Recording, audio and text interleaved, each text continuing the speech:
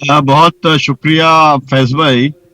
देखिए, जो बीज बोया जाएगा वही पेड़ निकलेगा। आपने बबूल बोया है, बबूल निकलेगा। जब संघ के आदमी को बनाया गया है चीफ मिनिस्टर, वो इसीलिए बनाया गया है कि वो ध्रुवीकरण की प्रक्रिया को और तेज करने का काम करे। अब मध्य प्रदेश जो है, ये शांत प्रदेश है। इसके अंदर कुछ उठापटक हिंदू मुसलमान वाली होती ही नहीं है। कितनी कोशिश कर ली थी, 18 साल राज किया शिवराज सिंह चौहान जी ने। यहाँ पर उन्होंने भी बड़े बुलडोजर चलाए थे, अलग अलग तरीके के, अलग अलग समय के ऊपर, लेकिन कुछ नहीं हुआ यहाँ पर, है ना। यहाँ पर एनकाउंटर भी हुए अकलियत के लोगों के, तो भी यहाँ पर नहीं हुआ। मेरा मतलब ये है कि यहाँ पर माहौल को बिगाड़ने की कोशिश जो है वो चल रही थी।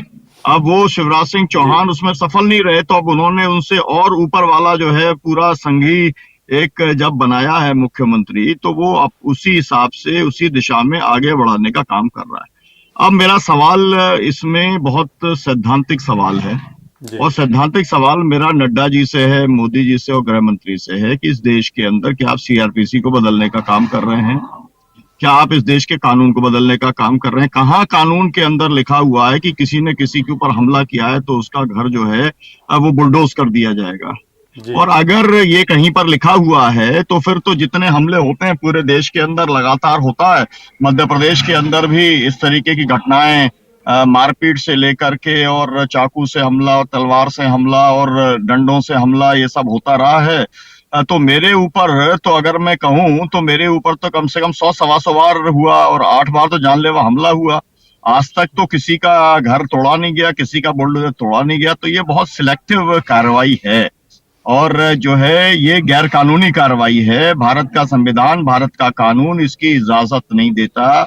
और इसका मकसद केवल एक डर पैदा करना है लोगों के अंदर, और एक अपनी कॉन्स्टिट्यूएंसी को खुश करना है जी। कि जो लोग कट्टरपंथी लोग हैं वो खुश होंगे कि भाई देखो कितना बढ़िया काम किया कि इन लोगों के घर तोड़ दिए चीफ मिनिस्टर के तुरंत बनने के बाद। जी। आपको मालूम है अखिलेश यादव जो हैं समाजवादी पार्टी के राष्ट्रीय अध्यक्ष, उन्होंने जी। एक ये कहा था, जब उनसे पूछा गया कि भाई आप क्या उम्मीद करते हैं कि क्या पहला फैसला करेंगे, उन्होंने कहा पहला फैसला ये होना चाहिए कि 70-80% जो है, अगर वहां जाति जनगणना होगी तो 70-80% जो है पिछड़े वर्ग, अति पिछड़े वाले और सब लोग निकलेंगे।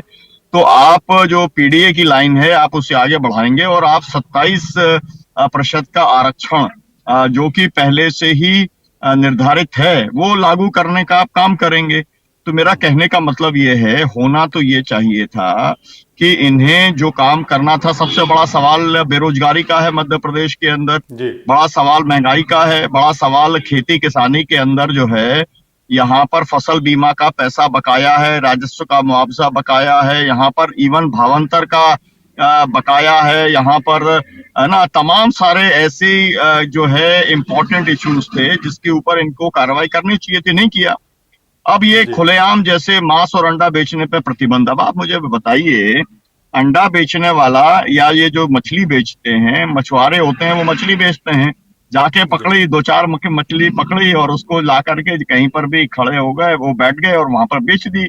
अब जी। आप मतलब क्या है, मतलब ये है कि सब कुछ आप चाहते हो कि मॉल के माध्यम से हो, सब कुछ कॉरपोरेट के माध्यम से हो, सब कुछ बड़े बिजनेस हाउसेस के माध्यम से हो, कि आदमी जो है, बेरोजगारी इतनी भयंकर है कि जी। लोग आज जाते हैं, 500 रुपए के अंडे खरीदे और उसको बेच दिया, उसके अंदर 100-200 रुपए कमा लिया, अपना परिवार चलाने का काम कर दिया। तो जी। तुम्हारे पास में जब लोगों को रोजगार देने का कोई साधन नहीं है, और अंडा जो है, अंडा बेचना या मछली बेचना दुनिया के अंदर कहीं पर अपराध है ही नहीं। और उसके अंदर अच्छा मछली के अंदर क्या है और अंडे के अंदर क्या है जो बिगड़ जाएगा, है ना। ये समझ में तो आता है कि जो ऐसी चीज है, खुली चीज है, जिसके ऊपर मक्खी बैठती है, जिसके अंदर धूल पड़ती है, उसके ऊपर आप कार्रवाई करो, है ना। मछली तो आप जो पकाई जाती है वो अलग तरीके से पकाई जाती है ना, उसके अंदर तो ऐसा नहीं है कि आप डायरेक्ट उसे खाने का काम कर रहे हैं। और अंडे के जी। ऊपर धूल पड़ जाएगी तो उससे कोई फर्क पड़ने वाला नहीं है। मेरा जी। कहने का मतलब ये है, जी।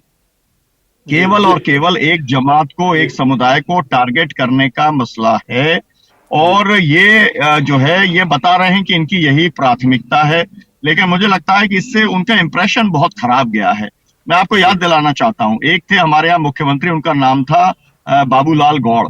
जी है ना। हम लोग हाउस में थे 10 साल, जब मैं एमएलए था तो मैं जी उनको बुलडोजर मंत्री बोलता था तो बहुत खुश होते थे, है ना। जी और जो है उनका शौक था। यहाँ पर इस मध्य प्रदेश के अंदर भारतीय जनता पार्टी ने सौंदर्यीकरण के नाम पर बहुत बुलडोजर चलाया है, पूरे पूरे मध्य प्रदेश में चलाया है। तो ये बात जो आप कह रहे हैं कि कोई योगी जी के पीछे चल रहे हैं या यूपी मॉडल को आज लागू कर रहे हैं, ये नहीं है। ये इनकी जो है मानसिकता है, बुलडोजर वाली मानसिकता है, जी तानाशाही वाली मानसिकता है। और इसलिए वो लड़की जो थी, नीलम नाम की जो लड़की थी, जिसने जी संसद के बाहर एक नारा लगाने का काम किया था कि तानाशाही खत्म करो, और उसने ठीक नारा लगाने का काम किया था। और नारा कौन सा ऐसा हो गया जिसमें यूएपीए लगा दोगे आप, और कौन कौन सी धाराएं लगाने का काम करोगे।